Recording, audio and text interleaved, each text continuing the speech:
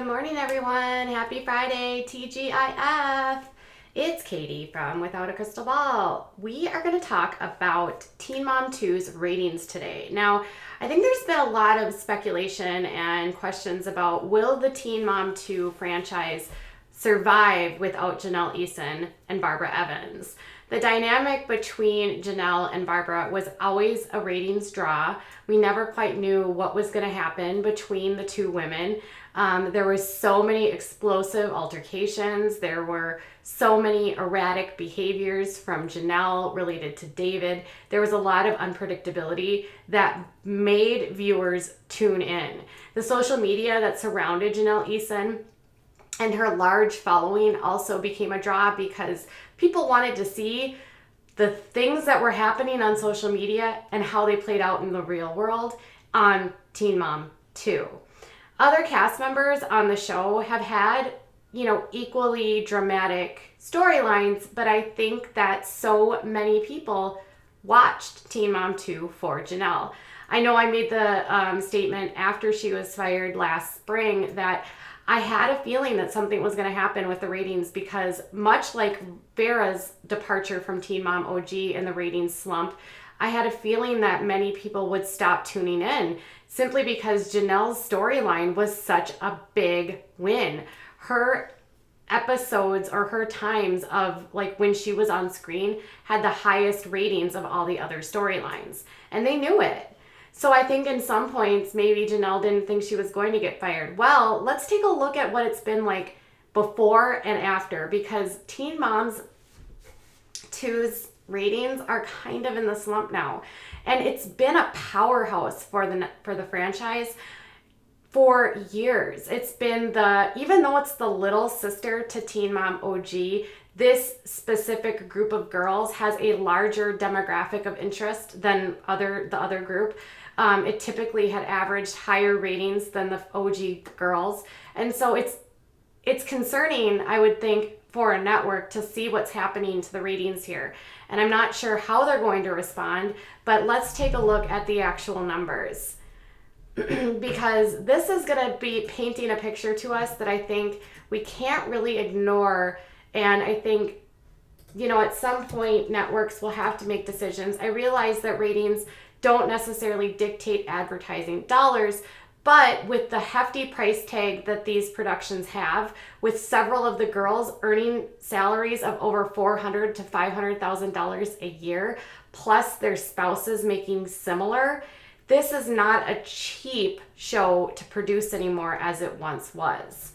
So when the season actually debuted, so season 9 of what we're currently in, debuted on January 14th, and on the debut night, you can see that it ranked 6th at the 9 o'clock slot, and it had a 1.18 million viewers for that night. The following week, it was at 1.134, so it hung up over a million. The next week, it was at 1.142, so it was really hanging steady through the month of January, 1.106 into February, 1 million into February. Again, and then it takes a dip on February 18th at 895, back up February 25th, and you see a trend that over time, it's in the million to close to the million, 1.1 on March 18th.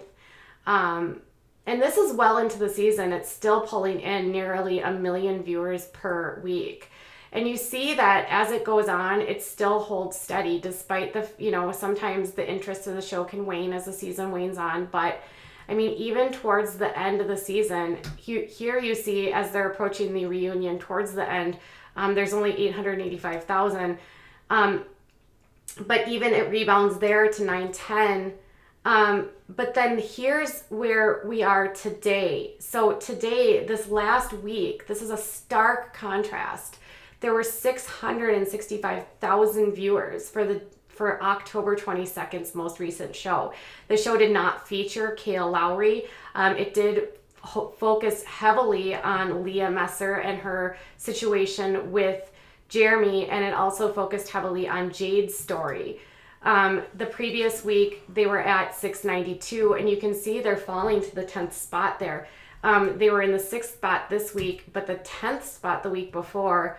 And then here is their debut for the season of 810,000 because the season debuted on September 10th. That's a stark difference. And then it's down 787 the next week.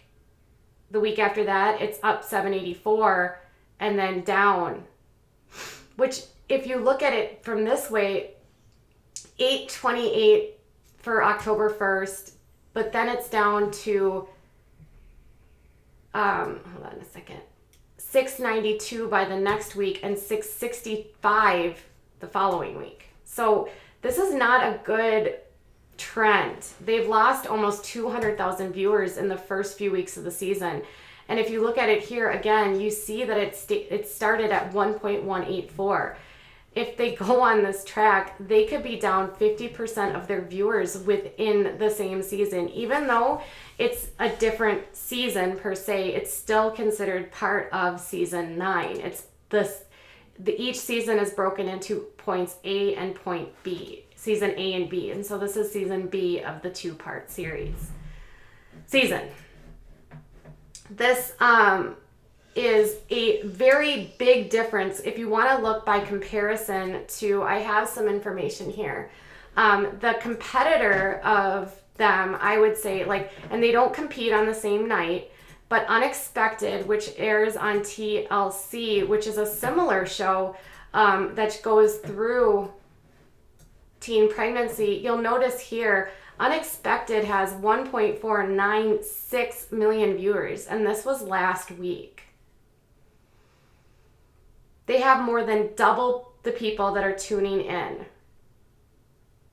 Now, they don't hold the same demographic, so they're not getting the coveted as many young viewers that are watching, but they're retaining more viewers, and they have a larger subset of older viewers.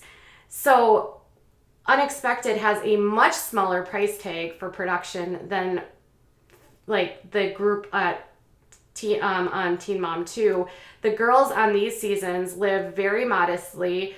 They don't appear to be making the hundreds of thousands of dollars. Many of the cast on this show recycle or don't come back. For instance, Chloe and Max's season, Chloe and Max, who have been on a couple seasons now, will not be returning next year. There was a new addition this season of Haley and of Ryla. We had Michaela come back, but not all cast members that are on each season come back season to season on Unexpected, which probably keeps the production costs down because they're not paying the cast the kinds of prices that they're getting over on Teen Mom. In my opinion, I find the production value of Unexpected to be more quality and more realistic. Part of the reason I think I started thinking about what is driving the trend down. Well, one, they got rid of Jenelle. And then two, we had the massive outrage that happened after the audio releases of Amber Portwood attacking her boyfriend Andrew at the time while he was holding their baby James. But then I also started thinking about it too. The filming of this show has gotten to a point where it all seems sort of fake and scripted, even if it's not, because they're only there for a couple days a month. And you can tell so frequently that these conversations that are happening are not organic conversations, but are sort of coached by the producers. For instance, when Victoria tells Leah about her pregnancy, you could tell that Leah already knew about it, but they had to repeat the conversation because they probably didn't get the original conversation when production was there. So instead of actually filming what's happening in their day-to-day lives, so much of what is actually happening in the filming for Teen Mom 2 is reenactments of things that are happening. Unless, for instance, they bring the cast together and then it's more of an organic shoot. But I think these reenactments are really what is not fun for viewers. Conversely, if you think of shows like The Real Housewives, think of how spontaneous the filming is for a show like that. For instance, a couple weeks ago, they went on a train ride and they all got crazy crap face drunk and they're making out, and you can tell that none of this is coached or scripted. This is literally like what's happening at the time. It's very spontaneous, but with this, nothing feels spontaneous about way this is. It doesn't feel like it's the reality show that we once saw where we almost felt like we were a fly on the wall in the room. Now it feels like we're more like a fly on the wall of a produced reality show with a produced, storyline that they've decided is going to be the storyline for the girls. And we've also heard the girls complain about this. Macy was not happy with her storyline this past season, focusing on Ryan. Bristol Palin actually left the series because she didn't like the fact that they did no filming of her really in the real life. Like, she spent most of her time talking about her divorce because that's what they wanted to focus on. And I think that aspect of it, where we're not really even seeing the real lives of these women, but rather like what's happening and what the producers want to show, takes away from it. But then I think another aspect that's drawing viewers away is that all the real drama on this show happens on social media. None of these girls are silent. So most viewers know well ahead of time what's coming. So maybe there's no dramatics, right? People don't want to see what happened because they already know what happened. We already know that Kale and Leah went to Hawaii. Both of them posted photos and videos the entire time they were there. Why does tuning into the show actually give us anything different other than have her complaining about Jeremy? And we already knew that stuff was going on with her and Jeremy because it's put on social media. There's literally no suspense. There's nothing built. We already know what's happening before it even is aired. I don't know if TLC just does a better job of showing the real life or if it's less scripted. I have no idea. But I do think that the formula that's been working for a really long time has become overproduced and tired. And I think the cast maybe has gotten tired of filming or is less willing to show certain aspects of their lives. It's really hard to know. This is where we're at, but I do think that, as they say, has Teen Mom 2 jumped the shark, meaning will it recover? I don't know. If the ratings stay on this trend, I don't know that it'll recover. Bringing Jade in did not bring the draw in. Clearly, they were hoping that Jade's drama would add value, but I think what happened is people aren't tuning in for the drama with Jade because no one knows Jade. They don't care about Jade, but they cared about Janelle's drama, just the same way they cared about Farrah's drama. But I don't even know if bringing Jenelle back at this point would do anything because no one would watch because of what happened with the dog. It's like a no-win situation. And at some point, the network is going to have to make a decision because even though we talk about it and these videos like this and the news about it draws big ratings, it's not translating on screen for MTV at this time. So I want to know what your thoughts are. Why is it that you're not tuning in? Was it the nugget stuff? Is it the social media stuff? Is it the scripted storylines? Is it the Amber stuff? Like, why is it that you stopped watching this show? I want to know in the comments below. Bye, guys.